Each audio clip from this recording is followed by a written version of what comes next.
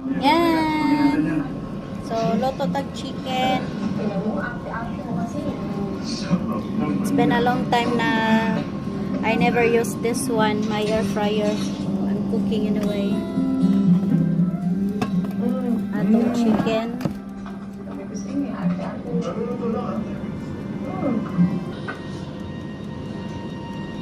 It's just that I've been having nightmares. Tungkol saan? Okay. Woohoo! Ang ating shaken. Shaken. So, ato siya balihon. Panaginip ko. Okay, let's wait.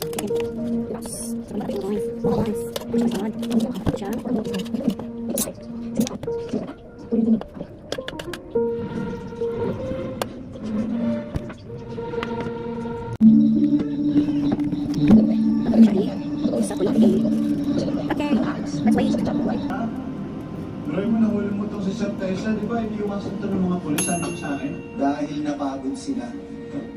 Ako rin naman anak, napagod eh. Pero hindi ibig sabihin, titigil na ako sa mission ko.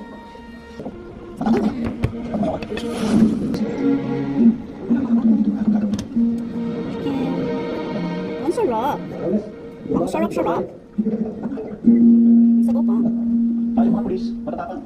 Walang inaatasan, walang inaasahan. Sayang ang sabaw. Hindi na natin para patuloy sa mga Pepe Esperanza na nandito tayo. Nandito tayo para protektahan sila. Natin. Mga una! Bye-bye! Luto na! Time to eat na! Kalami sa atong chicken, no? Sus! Kuang pagyod ni ka ng... Oh, good! Ka-crunchy. Sabi ko lami.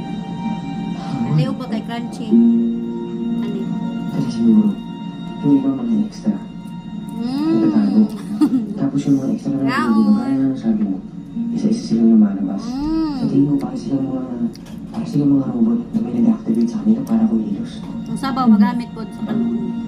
Nakaramdam ko si Bob may pakalanan natin. Ginagamit niyo mga extra para manggulong. Para na mga si Dana. Oo.